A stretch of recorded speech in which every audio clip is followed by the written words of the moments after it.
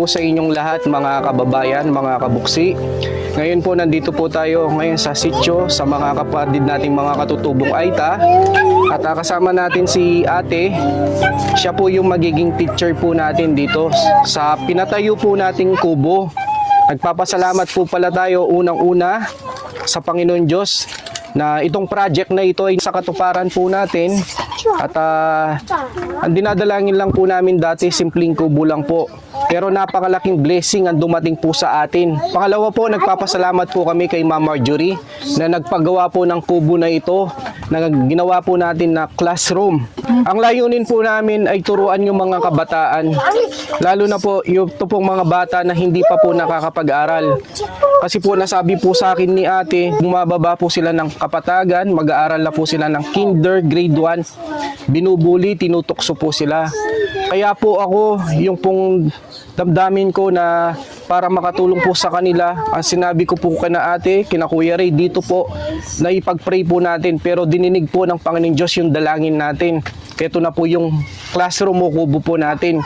At nagpapasalamat po kami kay Ma'am Marjorie, Sir Edwin na nagpagawa po nito. At nagpapasalamat din po pala kami kay Sir Senador Alan Cayetano, nagbigay po ng mga school supply. Kay Kuya Boy Abunda, nung na-interview po tayo sa Maynila, ibinigay po ito.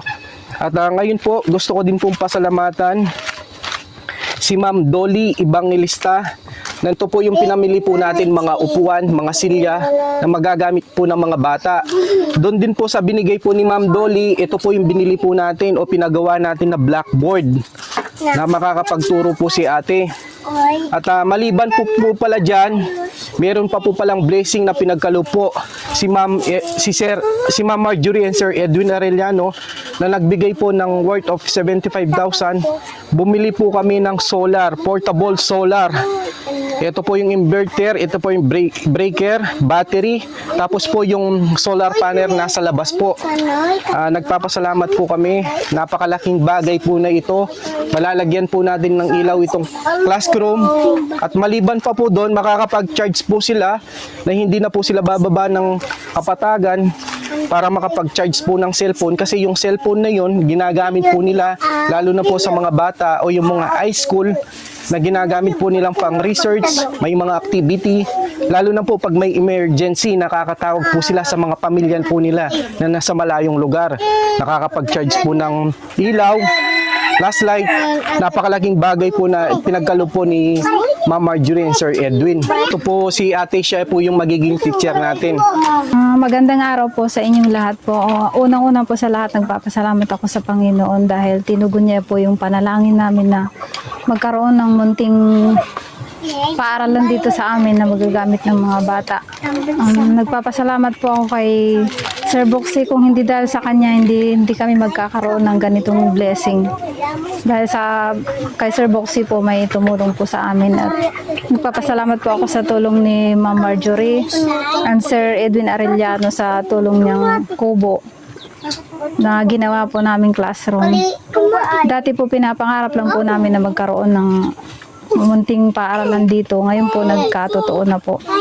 Kaya nagpapasalamat po ako kina pamilya rin Sir Arellano.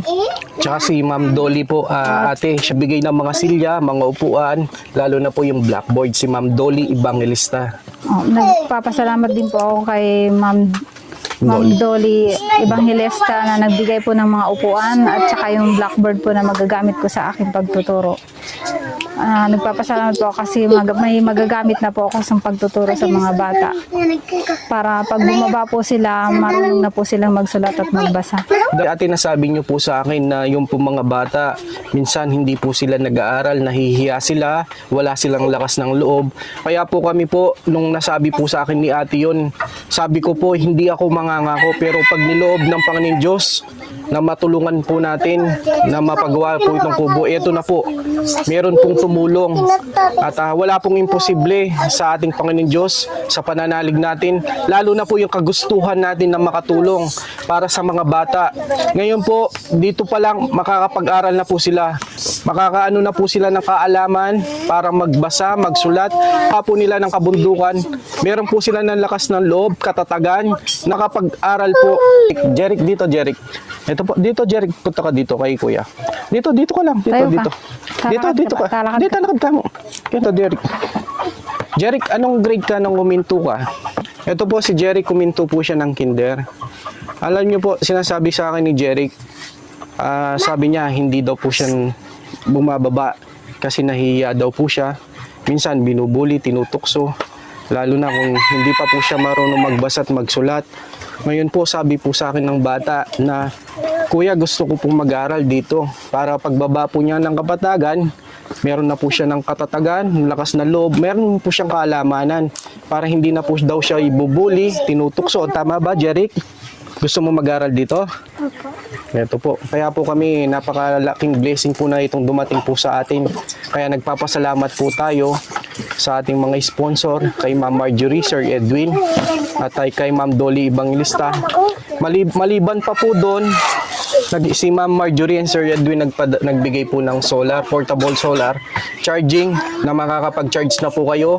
Makakapag-charge po kayo ng cellphone, flashlight, tapos po para kung may tatawagan man po kayo sa mga kamag-anak nyo malalayo in case na emergency, kasi po bumababa po kasi sila napakalayo.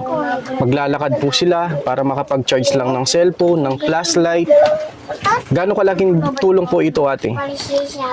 Napakalaking tulong po ni Sir Edwin at Ma'am Marjorie yung portable solar po kasi may mapapag-charger na po kami ng cellphone, hindi na po kailangan bumaba sa baba para makapag-charge. Kasi po yung mga cellphone ginagamit po ng mga anak namin, yung mga high school po sa mga activity nila tsaka school search. Kaya pag bumababa po kami, nagbabayad pa po kami sa may mga kuryente. Kaya Wala po kami pambayad, hindi po kami makakapag-charge ng makakapag-charge. kuryente. Ngayon natin, ito na po yung portable, no, na magagamit nyo po. Maraming salamat po. Lalo na po sa mga kababayan po natin. At sana po masuportahan nyo din po pala ako sa aking layunin, ang Buksi TV. Nandito po kami na handang tumulong. Sa pagsuporta nyo po ay napakalaking bagay po. Lalo po tayong lumalakas yung loob po natin. Lalo po tayong kumukuha po ng inspirasyon na mas marami pa po tayong matulungan. Ano, ready na mga bata mag-aaral? Opo. Oh, mag-aaral na kayo, ha? Opo. Mag-aaral lang mabuti, ha? Yan. Yun lang po mga kabuksi, maraming salamat po sa inyong lahat at pagpalain po tayo ng Panginoon Diyos sa pagtulong po natin sa mga kababayan po nating mahirap at nangangailangan, at lalo na po itong mga kabataan na gusto pong mag-aaral. Sana ito pong layunin po natin ay mas marami pa po tayong matulungan. Muli po ako po ay nagpapasalamat sa mga bukal na puso pong tumulong dito sa aming sitio. Lalo na po sina Ma'am Dolly, tsaka Sir Edwin Arellano po, tsaka si Ma'am Marjorie. Maraming salamat po sa tulong ninyo. Nawa po ay marami din po kayong matulungan na kagaya po namin mga Aita, mga katutubong tribo po. Maraming salamat. Thank you po.